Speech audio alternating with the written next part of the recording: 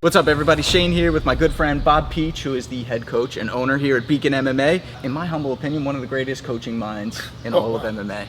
Thank you. Today we're talking about one of the most exciting matchups coming up this weekend. It's a mixed rules super fight between Rodtang and Mighty Mouse Demetrious Johnson. I get super excited for these matches because it's like a martial arts experiment, taking the best fighters of their own styles and then letting them fight in their respective rule sets.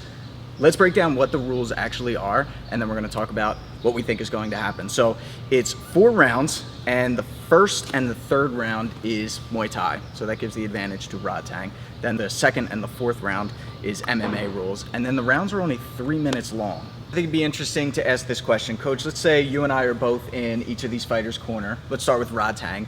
What kind of advice are we giving him leading up to the fight and during the match? Rodtang's best initiative the first round is going to be aggressive moving forward.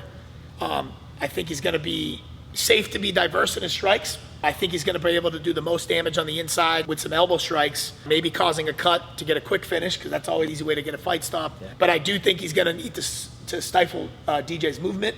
So he's going to be using some corralling tactics to push him back and then kind of rain some fire down on him as much as he can do damage-wise. And I think the clinch will be a place where he'll be very comfortable in that first round. But that's something he might need to change up tactic-wise for the second round. Agreed. I think something that we may see is in the clinch, he might be going for that knee to the face, right? Might be trying to bring back what happened to DJ in his last fight against Adriano Moraes by framing out, and even from a standing clinch, work that knee. So we're going to take a look at one technique and break it down for you. All right, so the bell rings. Rodtang's going to come out expectedly aggressive, right? He's going to try to put the pressure on Demetrious Johnson, to which Mighty Mouse is going to be moving, right? He's going to be trying to utilize that space. So I think this is what we're going to see is a lot of corralling, try to move on those 45s and put that pressure on him to try to get his back against the cage. Right, so as he's stepping in, we're going to see a lot of movement. He's going to be trying to just trace him and stay on him as he's doing this. And he can also herd with round kicks or maybe hooks on this side. And once he gets Demetrious up against the cage, I could see him initiating with either a knee or a punch to tie up the arm.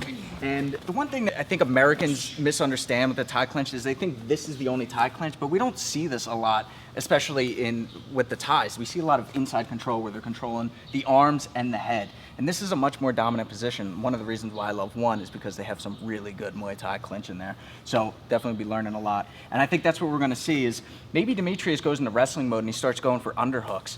It may benefit him if he gets double underhooks because the ref's going to break it up because not much is going to happen here and they'll be able to separate. But I think what we're going to see if he does try to do that is one that Pete showed me here. Is just that double crossface here. From here you can step in with elbows or you can start to frame and wizard here and then bang, you can start throwing those knees to the head.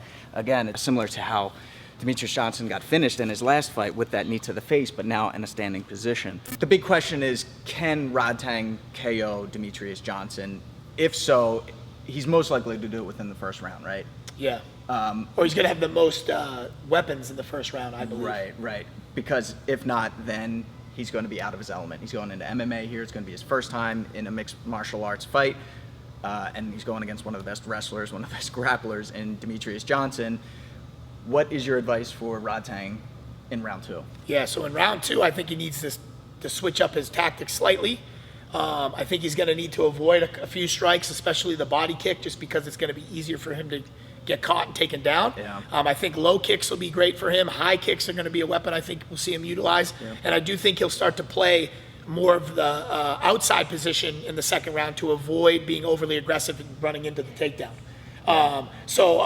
If we were cornering him, I think round 2 strategy would be less clinch, more open strikes, finish with a high kick, finish with a low kick, and expect some close distance exchanges and to be super aggressive on rebuilding if he does get taken down. And I do think he's probably going to get taken down at least once. And I do think he's going to have to take initiative right away to get back up to his feet. Yeah, I think one thing that's interesting is DJ plays off the feints a lot with his takedowns, right? He'll like flash a hook and then shoot. Rodtang is good at keeping his eyes open. He doesn't flinch a lot. He doesn't mind getting hit. So if he can, and this happens a lot in DJ's fights where he'll try to rush into a takedown and he'll run into a shot and it'll knock him off balance. So I think that's something that we could see happening. Look for the counters on the way in. Yeah, just stand his ground, lower his base, and just fire those heavy hands that he's got. And then it's just going to continue to flip flop into round 3, round 4. So what is the advice that we give Demetrious Johnson in round 1? How does he beat this Thai that has over 300 fights? So I think it's almost like you just said, we flip-flopped the strategy. I think round 1 for DJ, he's going to play that outside position. Yep. I do think he's not going to be intimidated to test the waters. I do think he'll see what happens on the inside, but I do think dancing, moving, using the giant cage as his playground, and maybe keeping the center. When he survives, and if he can get to round 2, then I think we switch game plans. We're corralling his DJ. We're looking to keep Rodtang's back to the cage and look to initiate the grappling exchange for the takedown. Yeah, I agree. I think rounds 1 and 3 for DJ is going to be utilizing the open space that he has. He's going to be doing a lot of stance switching. He's going to be doing a lot of feints and boxing. If the clinch does happen because Rodtag pressures him, cuts off the ring, I could see Mighty Mouse using his wrestling to get his back off of the cage and then probably just disengage, go right back to that long distance striking. And then, rounds 2 and 4, he's going to be looking for that takedown, of course, and then just doing what he does best. So let's look at a technique here, a tactic if he does get the takedown. How does Rodtang get back up? We're going to break that down for you as well. All right, so we expect that Rodtang is going to get taken down by DJ. Probably, most likely going to happen. He should expect at least one. Yeah, in the event that happens, when that happens, what is some advice that you would give Rodtang? Good, so we're going to go over a couple basic principles I think that he's going to need to apply, and I think the best chance Rodtang has at rebuilding his base is going to be able to use the cage as a utility. So let's talk about that now. So if Coach Shane is Rodtang and I'm DJ, we see DJ setting up a lot of his takedowns off of his inside boxing, especially his lead hook. For the sake of the video, let's say he doesn't get an open mat takedown and he's able to get Rodtang to the cage. That is actually going to be more advantageous for Rodtang, in my opinion, because he's going to be able to pop back up quicker. So we'll talk about some of those principles. So maybe DJ moves in with a jab cross hook. He gets to the double, driving Rodtang to the cage, and then he's going to look to remove that base and scoop him out to the floor, right? So as soon as we gather the double and get Rodtang to the mat, we're going to talk about a couple positions here. Now, whether he's able to get a guard position or not, Coach Shane is almost on his back or flat. The first thing I believe he's going to need to do, it's going to give him the best chance of getting back up, is build himself up to a seated position. So if DJ's low in the legs, Coach Shane's going to put his hands on the floor and try to run his hips back to the cage. Now that he's got his butt seated, he has a much more advantageous position to rebuild. Now the second thing we need to address is head position. So a cue I always like to give the fighters is if your opponent's head is lower than their chest, that's a great time to control the head by posting. So if I'm low trying to hold the double as DJ, Rodtang's going to push that left head to the head to the floor with the left hand, and he's going to try to rebuild the base leg first to the cage. So when we get to this position, he now has the utility of the cage to use his butt and DJ's momentum moving forward, just hold the takedown to rebuild with his hips. So as we start to build, he's going to then look to get an underhook, maybe reverse the position off the cage, and break away to get some space to strike.